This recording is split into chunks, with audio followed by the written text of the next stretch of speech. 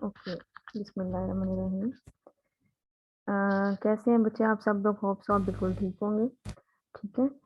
Unfortunately due to my laptop window I can't able to record your lectures during lectures, so that's why I recorded this lecture again for only for you. ठीक है। अच्छा, ये जो subject है इसके बारे में थोड़ा सा ओवरव्यू में ऑलरेडी आपको दे चुकी थी लाइव क्लास में। अ, अ, कोई भी बच्चा चाहे वो बीबीए का स्टूडेंट है या नेक्स्ट वो एमफिल का उसका माइंड है, ये वो सब्जेक्ट है कि जो आपको कंपल्सरी पढ़ना पड़ता है। ठीक है।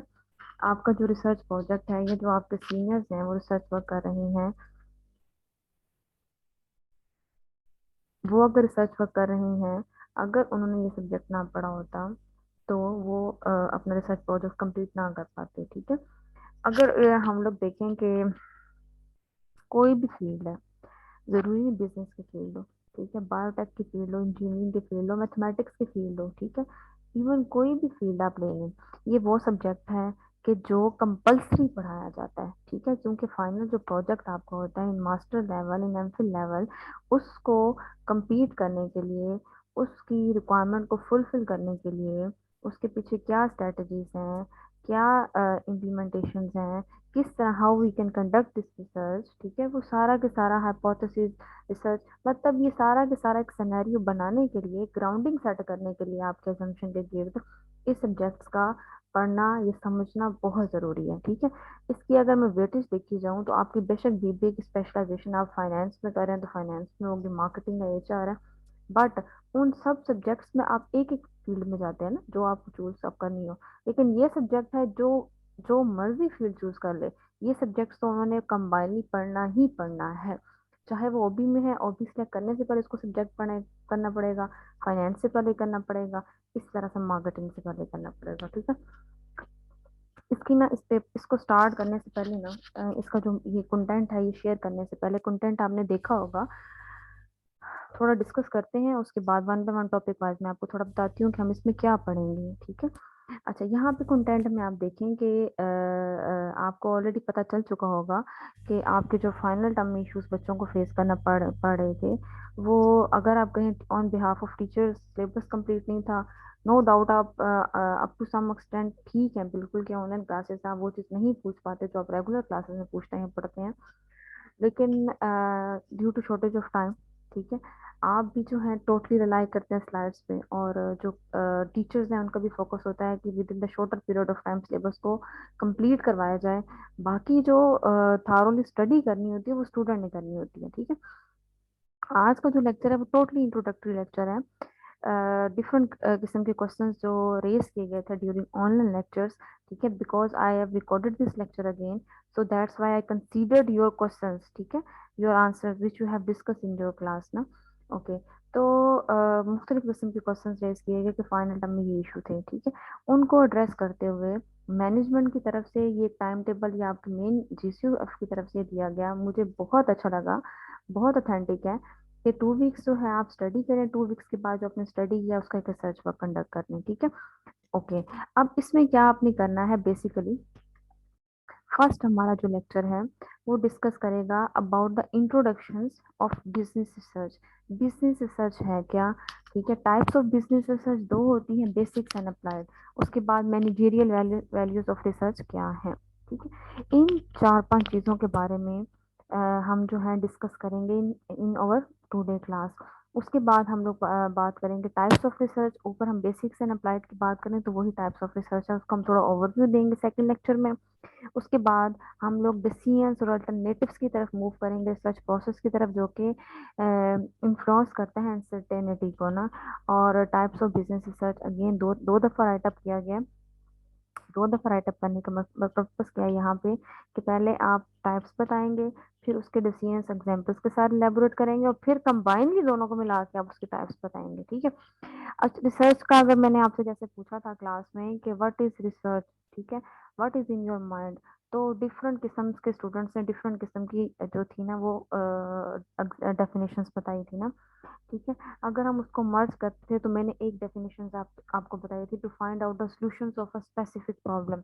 कोई भी किसी खास डिपार्टमेंट में, जब कोई प्रॉब्लम आती है तो उसको स्पेशल ट्रीट किया जाता है उसको सॉल्व करने के लिए, स्पेशल अटेंशन दी जाती है उसको सॉल्व करने के लिए ना। तो वो जो मेथड होते हैं प्रॉब्लम आइडेंटिफाई करने से लेकर उसको सोल्यूशन तक ना, वो बेसिकली रिसर्च है। जैसे कि हाशिम ने बताया था, search means to find out something. Research का मतलब है कि जो ऑलरेडी सर्च हुई है उसमें से आप गैप आइडेंटिफाई करके अगेन उसकी उसको रिसर्च करें, ठीक है। अच्छा, उसके अलावा एग्जाम्पल अगर मैं आपको देती जाऊँ, बायो में 9th क्लास में आपने मलेरिया की एग्जाम्पल पढ़ी थी, मॉस्किटो की पढ़ी थी, मुख्तलिफ किस्म के उन्होंने मॉस्किटोस रखे और उसके बाद उन्होंने वक्तन फवक्तन 10 तक एक्सपेरिमेंट किया और एक्सपेरिमेंट करने के बाद बताया कि जो मलेरिया है वो फीमेल जो है मॉस्किटोस काटने की वजह से होता है। इसी तरह से एक मेरी पीएचडी क्लास फेलोज हैं, not as same subject but as a same batch as in a same university ना। उनका था बायो का और उन्होंने क्या किया, उन्होंने राउंड अबाउट 800 माउस इकट्ठे किए। Can't imagine 800 mouse. छत पे उन्होंने स्पेशल वो उसके लिए वो जाली के नेट के वो बनवाए, हालांकि जाली जो माउस है उसको भी कट कर देते हैं, स्पेशल किस्म की बनवाए डबल में, जिस तरह जेल होती है, ठीक है। अच्छा, वहां पे बनाने के बाद उन्होंने सेपरेशन 100 को अलग अलग कर दिया। डेली बेसिस पे जाके हर एक चूहे को 3 से 4 घंटे दे के उनको, जिस तरह एनिमल की केयर की जाती है, उनको इंजेक्शन इंजेक्ट किए और फिर डेली उस पर ऑब्जर्वेशन की, डेली रीडिंग रिकॉर्ड की। और इस तरह करते करते 325 रिमेनिंग बच्चों, फिर एक डिसीजन उन्होंने लिया कि जिस तरह आप कोविड-19 की मेडिसिन बनाने से पहले मुख्तलिफ किस्म की मेडिसिन बना के उसको मुख्तलिफ जगहों पे मुख्तलिफ एनिमल्स पे मुख्तलिफ या वॉलंटरली कोई पर्सन लगवाना चाहे, उस पर टेस्ट किया गया था, ठीक है। उसके बाद जो ऑथेंटिक साबित हुई थी उसको फिर फाइनल मार्केट में लाया गया था। इसी तरह से उन्होंने भी अपनी रिसर्च की, जो कंक्लूजन था वो इस तरह से मोस्ट पे करके और फिर एक फाइनल जो एक मेडिसिन थी, एक फार्मूला था, वो ड्राइव किया ना। तो ये बेसिकली हुआ क्या, ये रिसर्च है, ठीक है। जो मेडिकल की फील्ड होती है वहाँ पे नंबर ऑफ चांसेस कम होते हैं कि आपने जो चीज़ बनाई है वो अगर 10 दफ़ा भी रिपीट की जाए तो सेम रिजल्ट है। जब हम लोग बात करते हैं फाइनेंस लेवल पे, बिजनेस लेवल पे या अदर फील्ड के लेवल पे, मेडिकल को एक्सक्लूड करने के बाद, तो हम कहते हैं कि यहाँ पे एक्सपेरिमेंट करने के बाद रिजल्ट में हल्का फुल्का वेरिएशन आ सकता है, ठीक है। जैसे कि आपकी क्लास में है, मैं कहती हूँ कि आपकी क्लास में विजिट किया और विजिट करने के बाद 5 स्टूडेंट्स को रैंडमली खड़ा कर दिया गया और 5 स्टूडेंट्स रैंडमली जो खड़े किए वो नालायक ही थे, उनसे क्वेश्चनिंग की गई। क्वेश्चनिंग करने के बाद ना जो एमओज आए होंगे या जो भी चेकिंग टीम या फॉर एग्जाम्पल टीचर्स ही हैं, मैं ही हूँ, तो करने के बाद एक हमने क्या किया, एक क्वेश्चनिंग करने के बाद एक आइडिया जनरेट कर लिया, एक अजम्पशन माइंड में बना ली कि ये क्लास पूरी की पूरी नालायक है, ठीक है।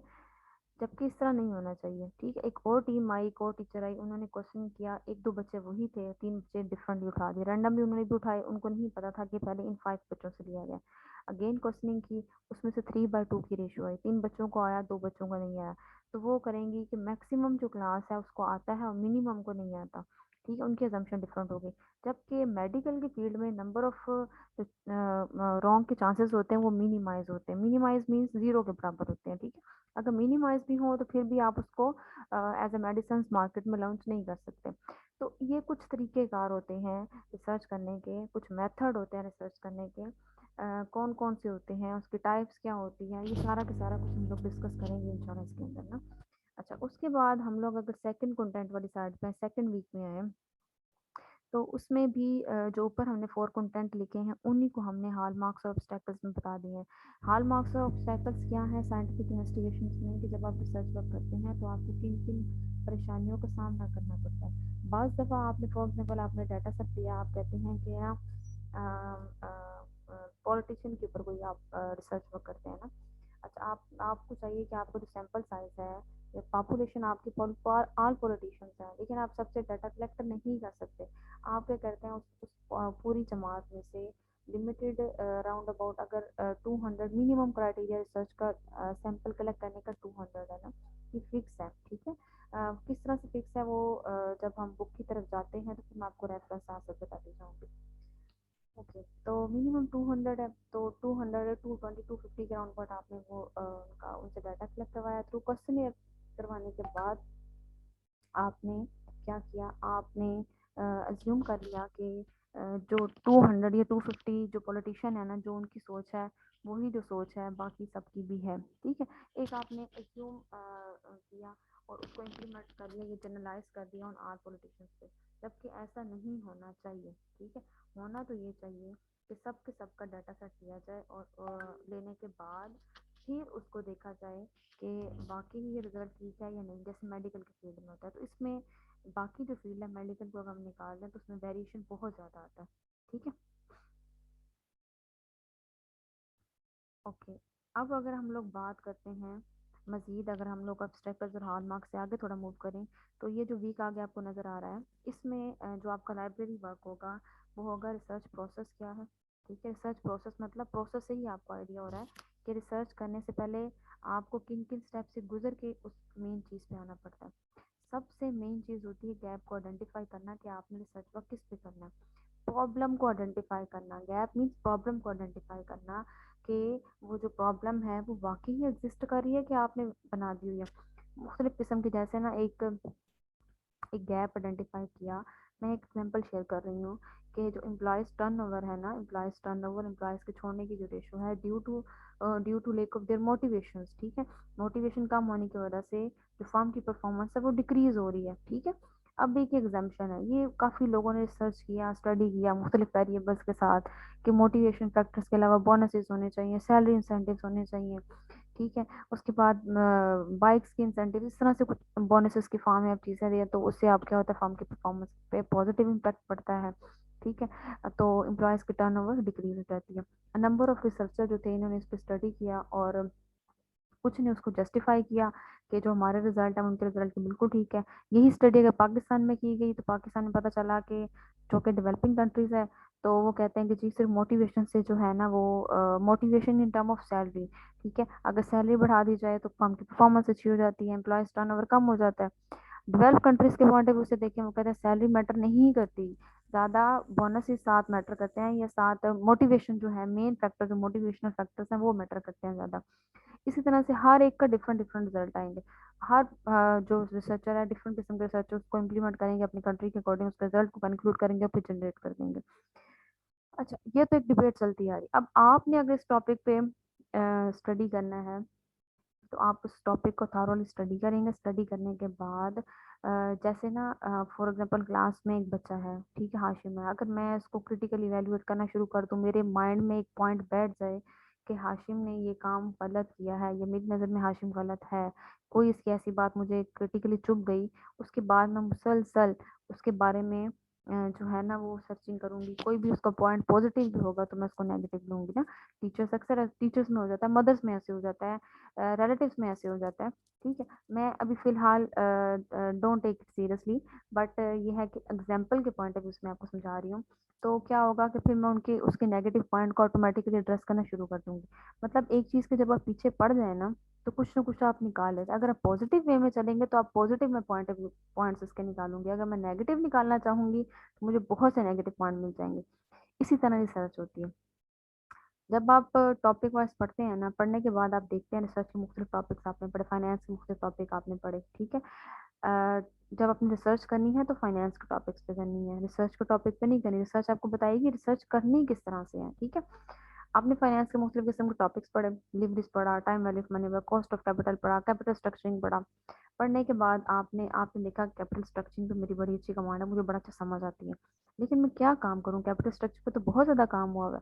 आप क्या करेंगे, आप जो लेटेस्ट रिसर्च प्रिवेल कर रही होगी ना 2021 की, आप उनको पढ़ेंगे, आप देखेंगे कि लोग ज़्यादा किस पे लिख रहे हैं, ठीक है। आप फिर वो जो जो उन्होंने लिखा होगा पेपर, एक आर्टिकल पब्लिश हुआ डिफरेंट किस्म का, पढ़ेंगे, फिर उनमें से आप गैप आइडेंटिफाई करेंगे।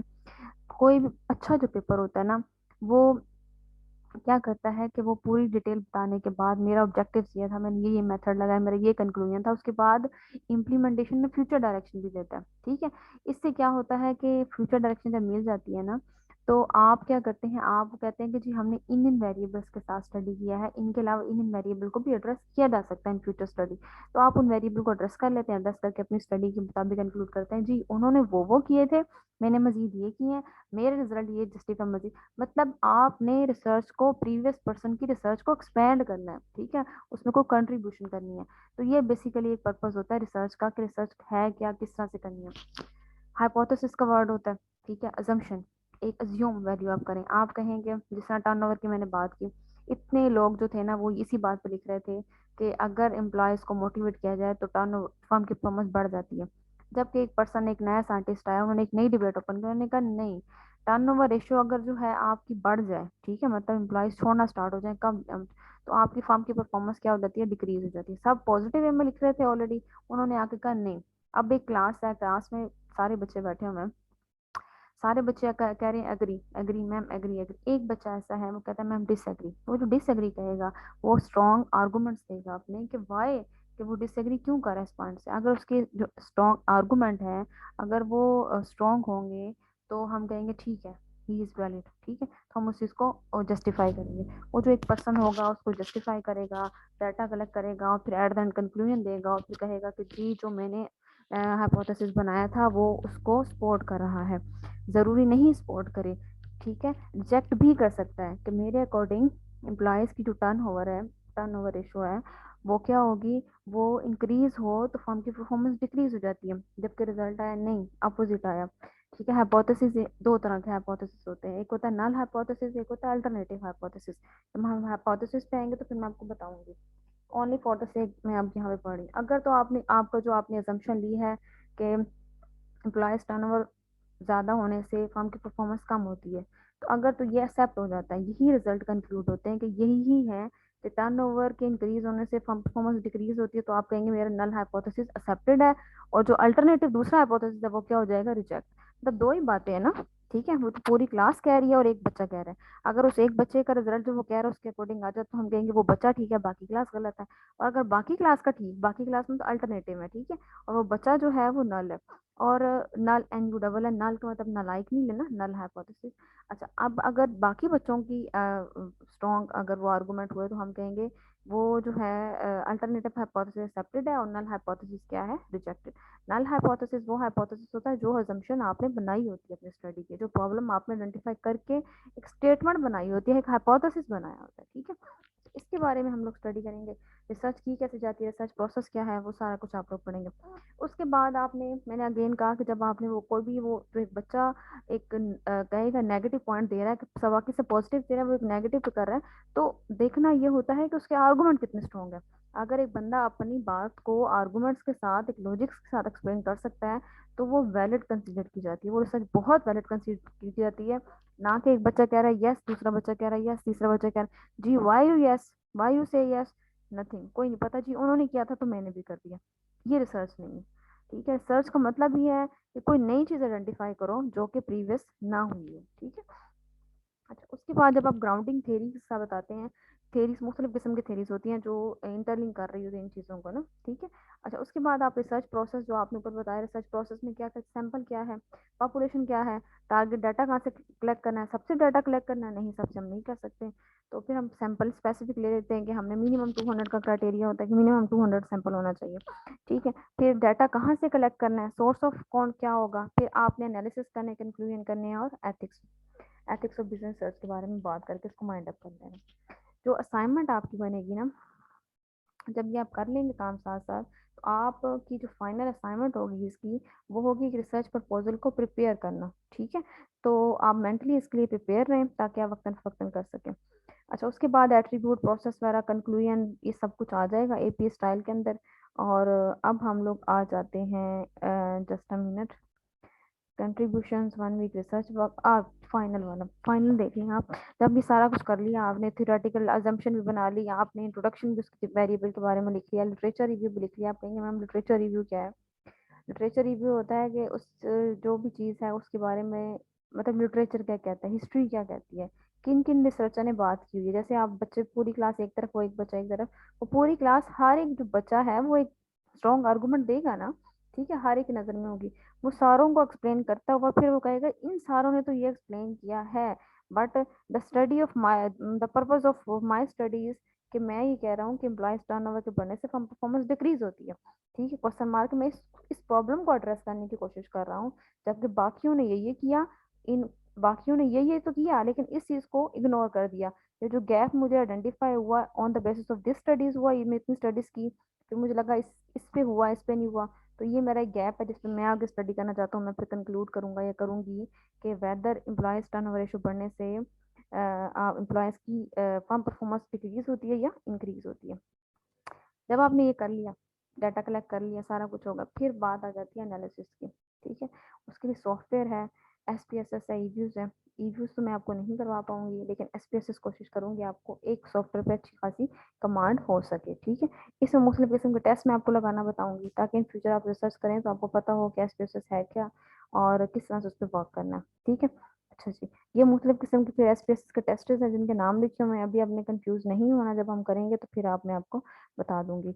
अच्छा, उसके बाद ये सारा कुछ हो गया। अब जो बुक की, अगर हम बुक की तरफ आ जाएं, रिकमेंडेड बुक जो आपने परचेज करनी है वो है बिजनेस रिसर्च मेथड, उम्मे सिकरान की बुक है। ठीक है, उम्मे सिकरान की बुक है, मैंने आई थिंक ग्रुप में शेयर कर दी हुई है, या मैं चेक करूंगी PDF में, आपसे PDF में शेयर कर दूंगी, नहीं तो आप उर्दू बाजार से एक परचेज कर लें बुक। जो भी चीज़ हम पढ़ेंगे वेरी नेक्स्ट डे आप उसको रिवाइज करके आएंगे ऑन बुक। ठीक है, रीडिंग रीडिंग की हैबिट डेवलप करें। अच्छा, अब हम लोग आ जाते हैं अपनी मेन एजेंडा पे।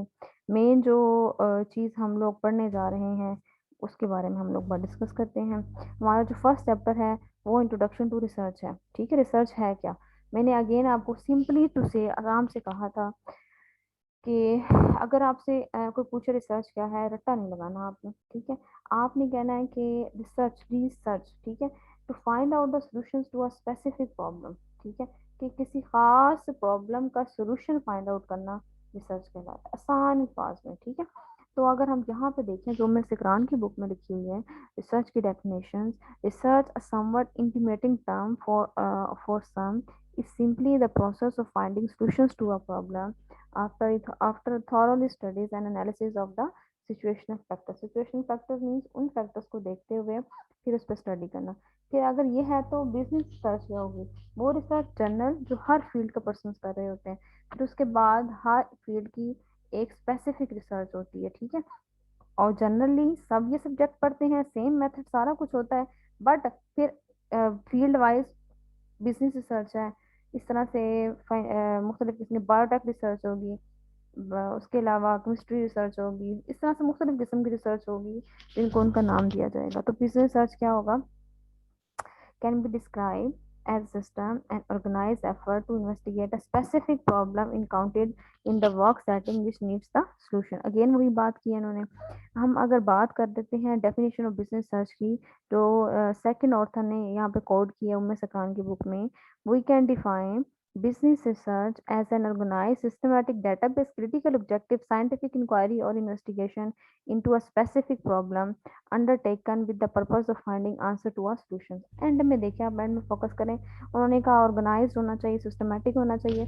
अगर रिसर्च वर्क ऑर्गेनाइज और सिस्टमेटिक नहीं होगा तो आपके रिजल्ट कभी भी एक्यूरेट ऑथेंटिक नहीं आएंगे। ठीक है, अगर आपकी लॉजिक स्ट्रांग नहीं है रिजल्ट एक्यूरेट नहीं आएंगे। आपने डाटा फेक इकट्ठा किया रिजल्ट सही नहीं आएंगे, 200 से कम किया आपके रिजल्ट सही नहीं आएंगे। ठीक है, इस तरह से कुछ रिक्वायरमेंट्स होती हैं रिसर्च की, कुछ एथिक्स होते हैं रिसर्च के, जैसे आम रूटीन में डेली लाइफ में हम लोग देखते हैं।